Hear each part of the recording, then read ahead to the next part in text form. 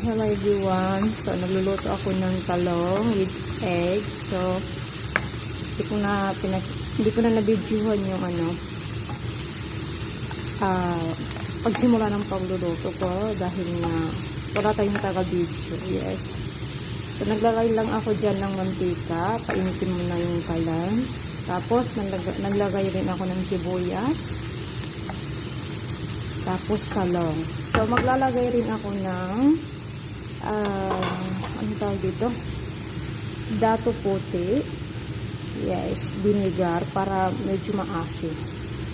Gusto ninyang maasim na talong, so maglalagay tayo ng vinegar.